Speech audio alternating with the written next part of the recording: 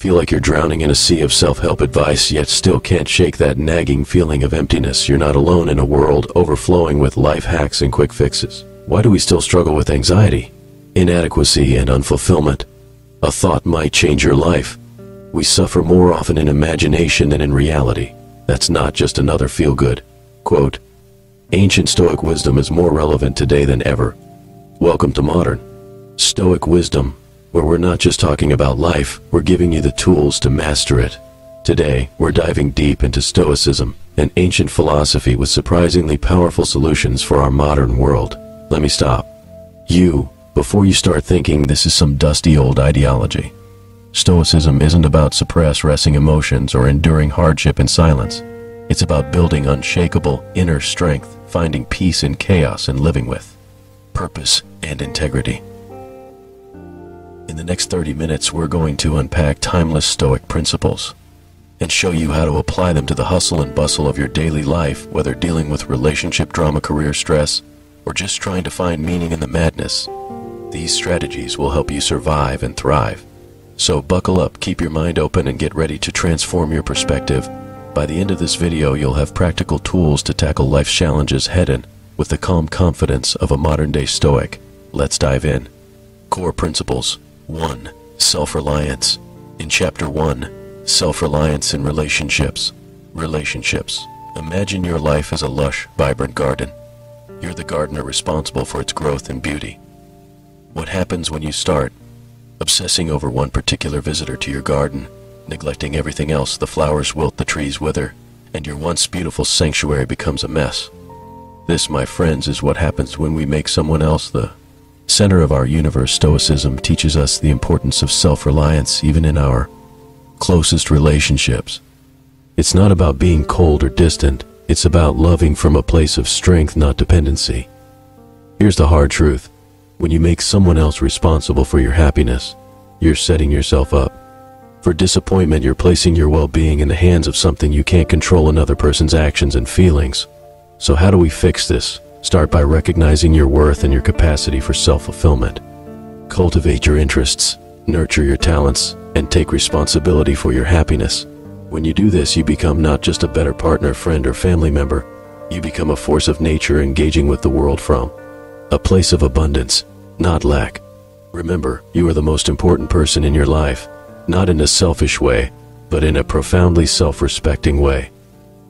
Love deeply and care passionately, but never lose sight of your path. That's the Stoic path to deeper satisfaction and more meaningful connections. The power of mystery. In Chapter 2, The Power of Mystery, our age of oversharing, where every thought and moment is broadcasted to the world, there's a rebellious allure to keeping a bit of mystery about yourself. Think about your favorite book or movie. What draws you in? It's the unfolding story, the gradual revelation of characters and plot. Now apply that to yourself. You are a narrative in progress, a composition of thoughts, experiences, and dreams. When you keep some things to yourself, you invite others to tune in, engage, and wonder about the depths of who you are the Stoic philosopher.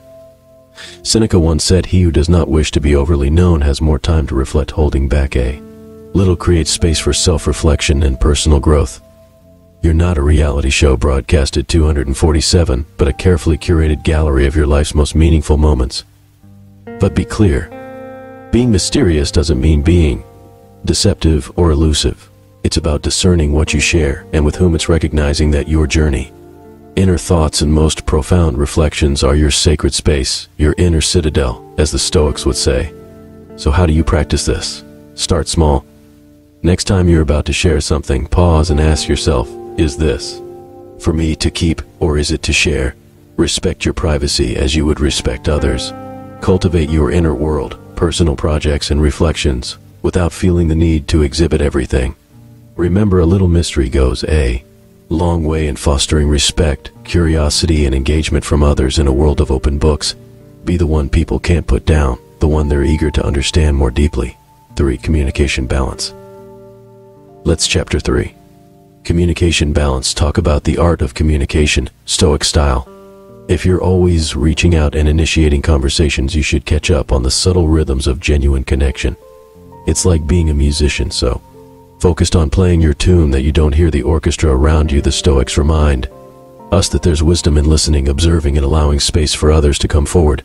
They teach us that our actions, including communications, should be intentional and mindful, not reactive or driven by fear of silence, or the need for constant validation. Think about it. When you're always the first to reach out, you put yourself in a position of waiting for a reply, for acknowledgement, for reciprocation. This creates an imbalance. Not just in the relationship, but in your mind. It can foster a sense of dependency or even insecurity. Stoicism encourages us to find contentment within ourselves, to be self-sufficient and at peace, even in solitude, by not always initiating. You practice this independence. You allow yourself the opportunity to be approached, to be sought out. And in doing so, you cultivate your sense of self-worth and autonomy. Moreover, when you step back, you offer others the chance to step up. Relationships, after all, are two-way streets. They require mutual effort and engagement. By not always being the one to start the conversation, you create space for the other person to express their interest and investment in the relationship. How can you apply this in your daily interactions? Start by observing your communication patterns. Notice when the impulse to reach out is driven by habit or anxiety, rather than a genuine desire to connect. When you feel that urge, take a moment. Give the other person space to come forward. Engage in your interests and activities. Immerse yourself in your thoughts or your work. Allow communication to arise naturally without force or expectation. Remember, the goal isn't to play games or to be aloof. It's to create a more balanced reciprocal dynamic where both parties feel valued, heard, and inspired to engage. For cultivating respect. In Chapter 4, cultivating respect and dignity. Dignity. Let's talk about presence, that intangible quality that commands respect and radiates dignity. The Stoics were big on living virtuously, being just, temperate, courageous, and wise. These aren't just lofty ideals, but practical guides for our appearance. Cultivating a presence grounded in these virtues naturally exudes a sense of respect and dignity. People are drawn to those who know themselves, are unwavering in their principles, and act with consistency and integrity. But how do you build this kind of presence? It starts with self-awareness. Know your values, your principles, and your goals. Reflect on the type of person you want to be and how you want to be remembered. Then bring those reflections into your daily actions. Be the person who listens intently, speaks thoughtfully, and acts purposefully. Show up fully, whether in a conversation, a project, or a casual interaction.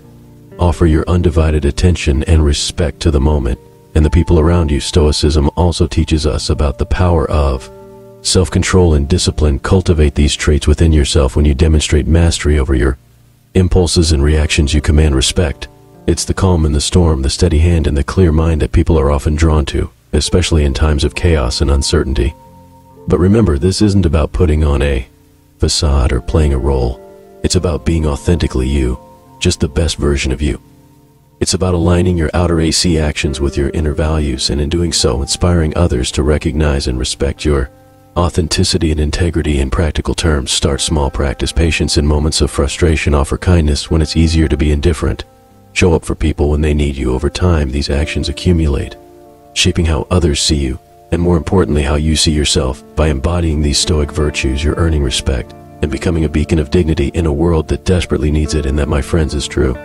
Power 5. Cherishing your time. In our hyper-connected world, Chapter 5, cherishing your time, where being busy is worn like a badge of honor, the Stoic principle of cherishing your time is more crucial than ever.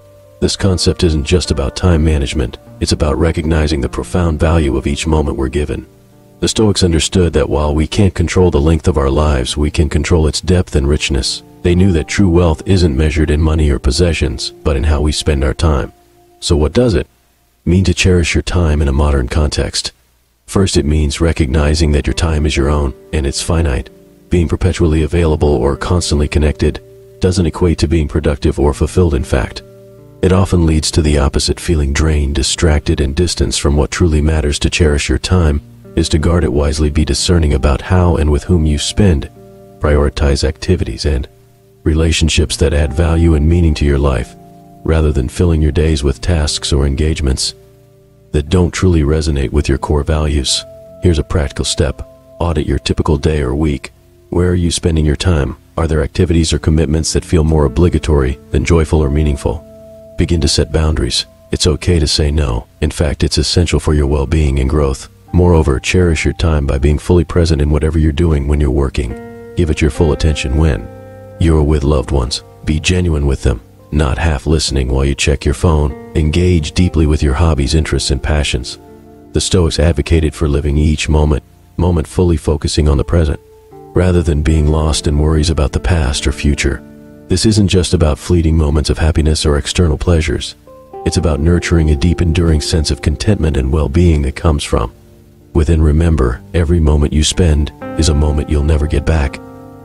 Make it count. Use your time not just to exist, but to truly live, to grow, create, connect, create, and make a difference. That's the essence of cherishing your time, a cornerstone of Stoic wisdom that can transform your life. 6. Nurturing inner. Chapter 6. Nurturing inner joy. Joy in a world constantly trying to sell us happiness in the form of the next big thing. The Stoic concept of nurturing inner joy is revolutionary.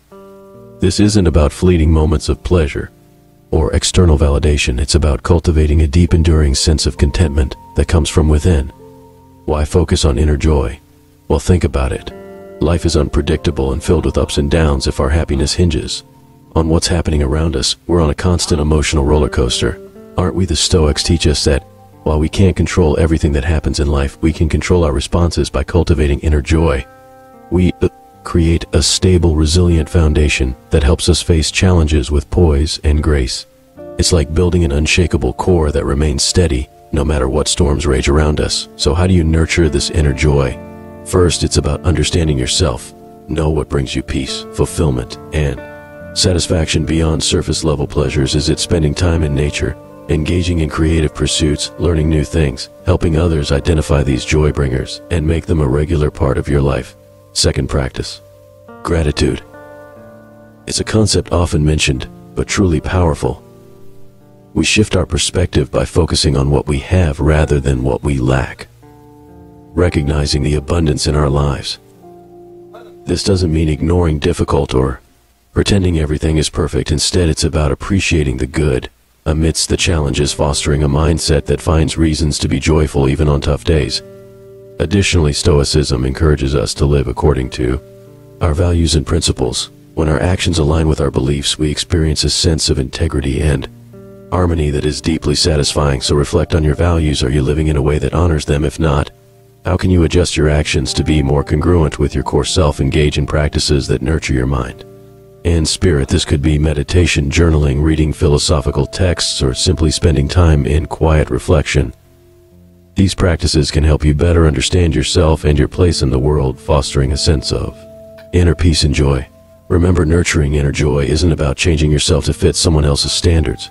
It's about becoming the best version of yourself, developing your skills, deepening your knowledge, and cultivating virtues like kindness, integrity, and resilience. By focusing on inner joy, you're not just making yourself happier, you're creating a wellspring of positivity that can overflow into every aspect of your life, enriching your relationships, work, and impact on the world. That's the power of Stoic joy, and it's available to you.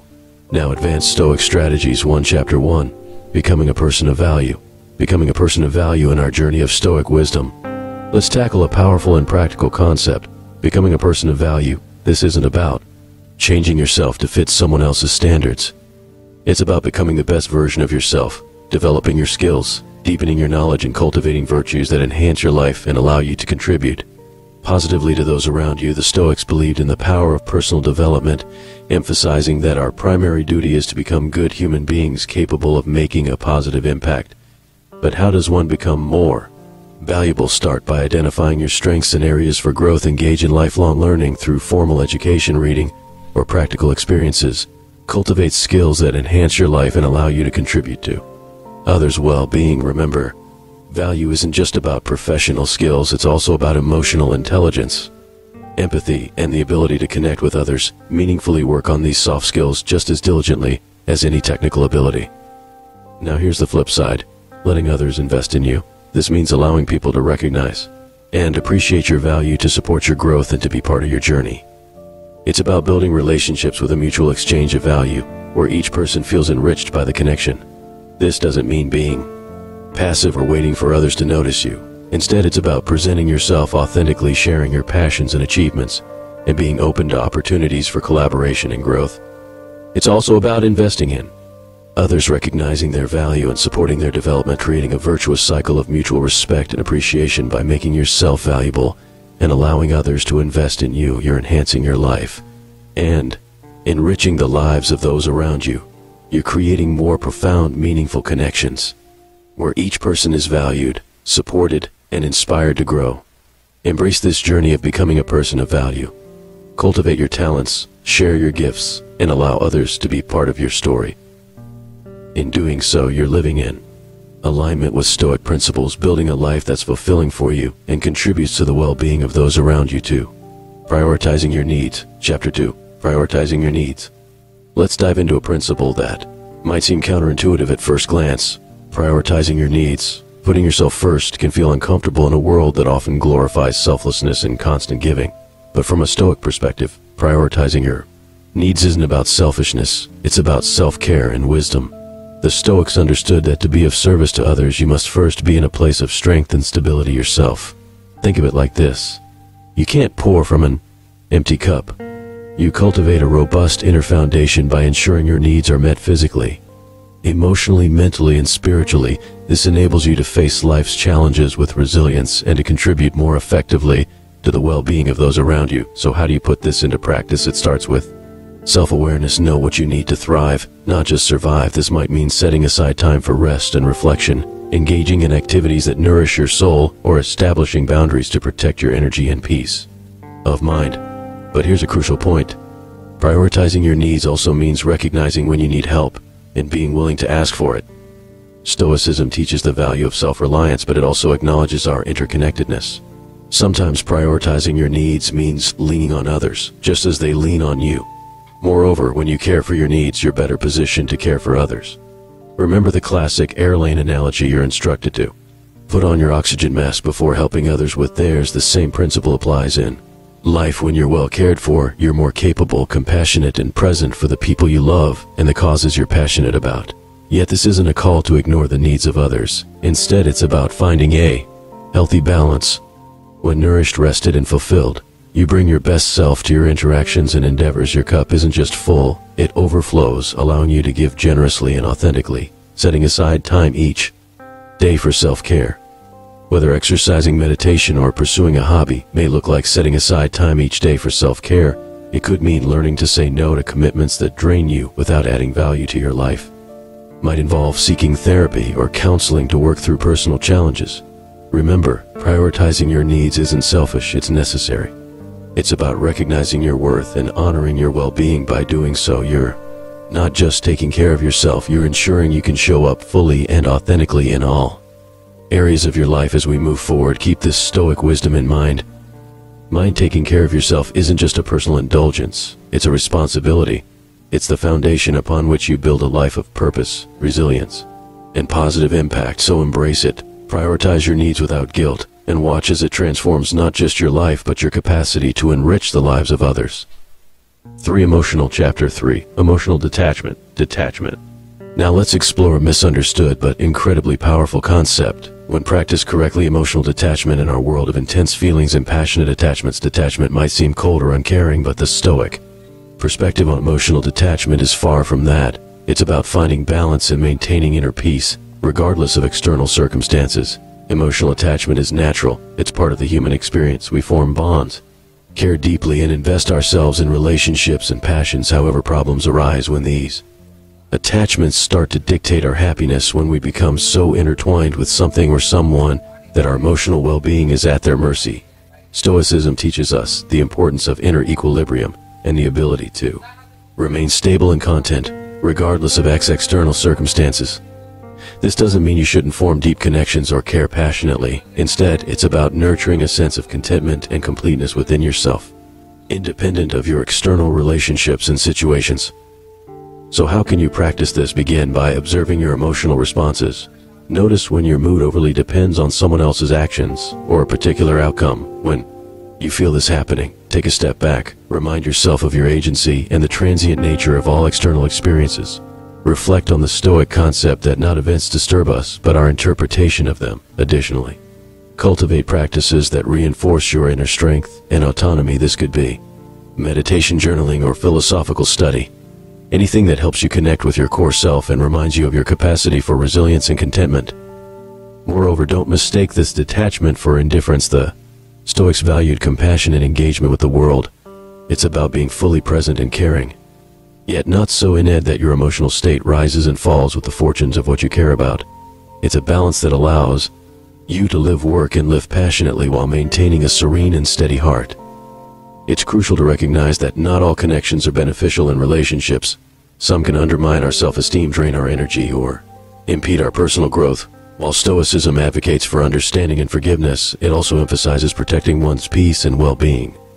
That means having the strength to step back or walk away from harmful or demeaning relationships. Remember, walking away isn't a sign of weakness, it's a profound act of self-respect. It's acknowledging that you deserve to be treated with kindness, respect, and consideration. The Stoics would encourage us to maintain our composure and make such decisions calmly and clearly, not out of impulsiveness or spite. As you practice emotional detachment, you'll find it doesn't diminish your capacity to love or engage with life. On the contrary, it enhances it.